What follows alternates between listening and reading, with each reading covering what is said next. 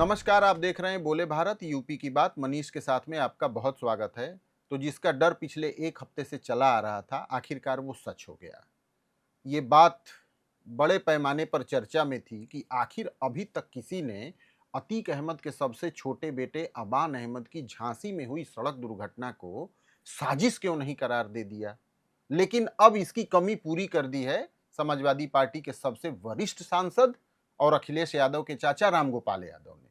रामगोपाल यादव ने कहा कि उन्हें झांसी के लोगों से बातचीत में ऐसा पता चला है कि अबान अहमद की सड़क दुर्घटना कोई साधारण दुर्घटना नहीं थी, बल्कि एक कराई गई दुर्घटना थी। देखिए, अतीक को कोई भला आदमी नहीं कहता।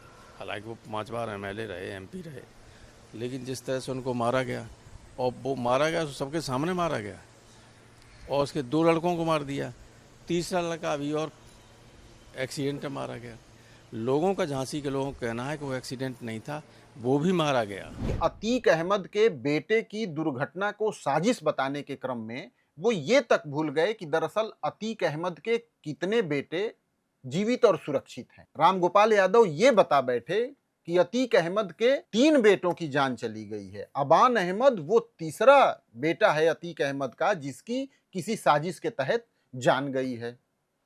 अब रामगोपाल यादव को कौन बताए कि अतीक अहमद के 5 बेटों में से सिर्फ 2 ही इस दुनिया में नहीं हैं, 3 पूरी तरीके से सुरक्षित और जीवित हैं। उमर अहमद, अली अहमद, एहजम अहमद।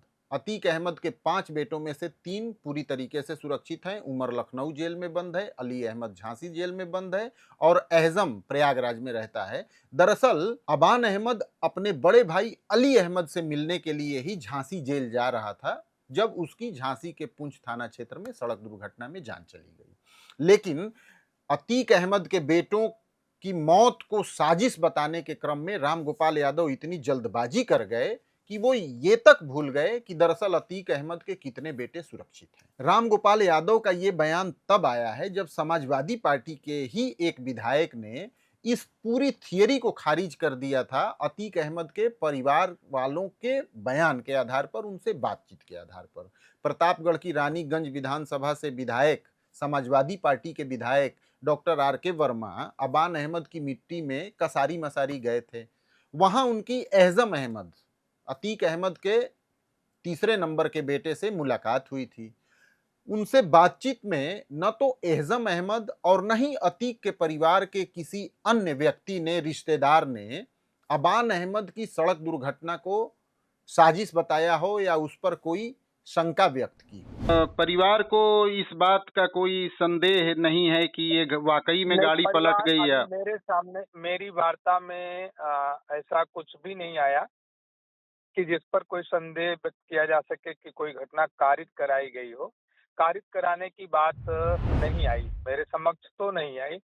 और अभी तक मैंने लोगों से जानकारी किया और उसमें आ, जो और भी एक जीवित हैं उनसे भी जानकारी हुई कि ऐसा कुछ कोई घटना कारित करने जैसा ऐसा कुछ लगा नहीं। आर.के. वर्मा ने बोले भारत से बातचीत में ये पूरी तरीके से स्पष्ट किया था, लेकिन अब अचानक से रामगोपाल यादव क्यों इस मामले में आ गए और अबान अहमद की सड़क दुर्घटना को साजिश बताने लगे। दरअसल रामगोपाल यादव यूपी की कानून व्यवस्था पर बोल रहे थे। वो ये बता रहे थे कि पुलिस कितनी निर्ममता से अपराधियों पर कार्रवाई कर रही है, लोगों पर कार्रवाई कर रही है। इसके एग्जाम्पल में उन्होंने हाफ एनकाउंटर का जिक्र किया। उत्तर प्रदेश के मामले में तो वहाँ तो कोई सरकार नाम की चीज़ ही नहीं है।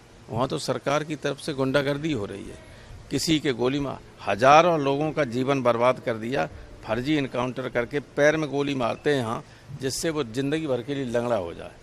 ऐसा कभी जो है, इतना निर्ममता, निर्दयी कोई शासन नहीं हो सकता है। कि कितनी निर्दयता से पुलिस ने लोगों के पैर में गोली मारी है, जिससे वो जीवन भर के लिए लंगड़े हो गए हैं। और इसी क्रम में आगे बताते हुए उन्होंने अतीक अहमद के बच्चों के बारे में और अतीक अहमद की डेथ के बारे में भी बताया। लेकिन भारतीय जनता पार्टी के नेता अब जबरदस्त तरीके से न सिर्फ रामगोपाल यादव बल्कि पूरी समाजवादी पार्टी और अखिलेश यादव पर जमकर निशाना साधने में जुट गए हैं। मसला ही ऐसा है। जब जब किसी माफिया अपराधी को कोई आघात पहुंचता है, कोई चोट पहुंचती है, उनकी बिल्डिंग पर बुलडोजर चलता है, पुलिस एनकाउंटर में मार गिराती है, तो इस समाजवादी पार्टी को न जाने क्यों दर्द उत्पन्न हो जाता है। समाजवादी पार्टी ने अपने शासनकाल में ऐसे माफिया अपराधियों को पाल पोस कर बड़ा किया था, इसलिए उनको धाराशायी होते हुए देखती है ना, वो बहुत दर्द उठता है। अब अतीक अहमद, जिसके बेटे की रोड एक्सीडेंट में मौत हुई है, उसको लेकर के भी रामगोपाल यादव सवाल उठा रहे हैं। समाजवादी पार्टी को दर्द हो रहा है। समाजवादी पार्टी कह रही है कि बड़ी निर्ममता के साथ अपराधियों पर कार्रवाई हो रही है। तो क्या अपराधियों के प्रति उदारता बरतनी चाहिए? आपको याद होगा कि जब उमेश पाल का कांड प्रयागराज में हुआ था, उसके बाद विधानसभा के बजट सत्र में अखिलेश यादव ने भी अतीक अहमद को लेकर सवाल खड़ा किया था और योगी आदित्यनाथ से बहस में विधानसभा के अंदर, तब वो मैनपुरी की करहल से विधायक हुआ करते थे, विधानसभा के अंदर जब योगी आदित्यनाथ समाजवादी पार्टी के बारे में ये कह रहे थे कि अतीक अहमद किस पार्टी का रहा है, किस पार्टी ने उसे पाला पोसा है, ये सबको पता है। इसके जवाब में अखिलेश यादव ने कहा कि आप उस पार्टी के बारे में भूल गए कि अतीक अहमद किस पार्टी के थे। अतीक अहमद अपना दल में लंबे समय तक रहे थे और अपना दल के साथ फिलहाल यूपी की सरकार चल रही है, इस ओर अखिलेश यादव इशारा कर रहे थे। और उसी समय तब योगी आदित्यनाथ ने सदन में कहा था कि इस माफिया को मिट्टी में मिला देंगे। यानी भारतीय जनता पार्टी को समाजवादी पार्टी के ही नेता समय समय पर अपने ऊपर हमला करने का मौका देते रहते हैं।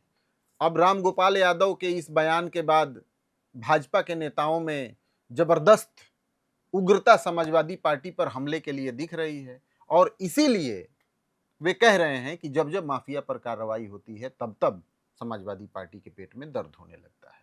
तो अब घर वालों को भले ही इस बात का कोई संदेह न हो, रिश्तेदारों को भले ही कोई इस मामले पर संदेह न हो, लेकिन रामगोपाल यादव को अबान अहमद की सड़क दुर्घटना पर बहुत बड़ा संदेह पैदा हो गया है।